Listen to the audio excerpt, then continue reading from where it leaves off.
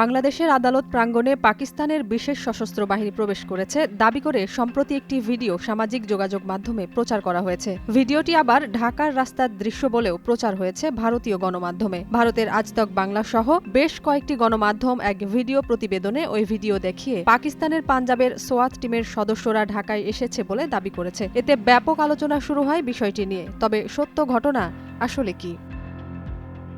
এ বিষয়ে বাংলাদেশের বিতর্কিত আইনজীবী নিঝুম মজুমদারের কাছে জানতে চাওয়া হলে তিনি এক ভিডিওতে দাবি করেন, ঢাকার রাস্তাতে পাকিস্তানি আর্মিরা এসে সোয়াতের ছদ্মবেশে পাঞ্জাব রেজিমেন্টের ছেলেরা বা পাকিস্তানি সৈন্যরা বাংলাদেশের রাস্তাতে নেমে মহড়া দিচ্ছে। এটা আমার কাছে নজিরবিহীন মনে হয়েছে, যা আমি এর আগে কখনোই দেখিনি।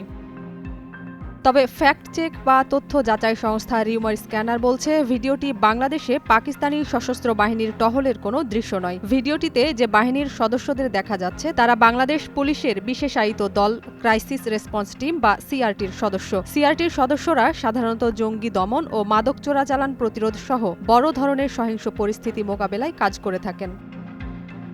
অনুসন্ধান করে রিউমার স্ক্যানার টিম ওই প্রতিবেদনে জানায়, ক্রাইসিস রেসপন্স টিম বা সিআরটির সদস্যরা গত ১২ ডিসেম্বর রাজশাহী ৩ আসনের সাবেক সংসদ সদস্য ও আওয়ামী লীগ নেতা আসাদুজ্জামান আসাদকে রাজশাহী মেট্রোপলিটন ম্যাজিস্ট্রেট আদালত ১-এ নেয়ার সময় নিরাপত্তার কাজে নিয়োজিত ছিলেন।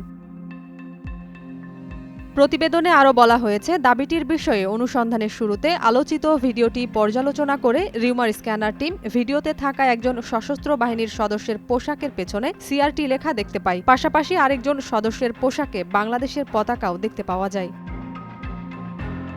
এসবের সূত্রে ন্যাশনাল ডায়ালগ বাংলা নামের একটি ইউটিউব চ্যানেলে গত ২৫ ডিসেম্বর সেই বাংলাদেশ ক্রাইসিস রেসপন্স টিম শীর্ষক শিরোনামে প্রচারিত একটি শর্টস ভিডিও খুঁজে পাওয়া যায়। ভিডিওটি পর্যালোচনা করে দেখা যায়, আলোচিত ভিডিওটির সঙ্গে এর হুবহু মিল রয়েছে। পাশাপাশি ভিডিওটির শিরোনাম থেকে জানা যায়, ভিডিওটি রাজশাহী আদালত প্রাঙ্গণে ধারণ করা হয়েছে এবং ভিডিওটিতে দেখতে পাওয়া যায় বাহিনীর নাম সিআরটি। এছাড়াও আদালত প্রাঙ্গণের সঙ্গে আলোচিত ভিডিওর স্থানের মিল দেখতে পাওয়া যায়।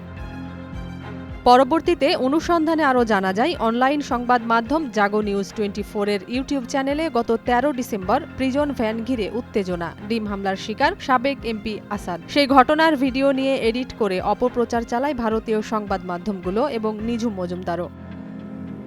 পুলিশের এ বিশেষায়িত দলটি অর্থাৎ ক্রাইসিস রেসপন্স টিমকে পাকিস্তানি সশস্ত্র বাহিনীর দাবিতে প্রচার করা হয়েছে। সুতরাং বাংলাদেশে পাকিস্তানের বাহিনী টহল দিচ্ছে বলে ইন্টারনেটে যে দাবিটি প্রচারিত হয়েছে সেই তথ্যটি সম্পূর্ণ মিথ্যা বলে দাবি করেছে রিউমার স্ক্যানার।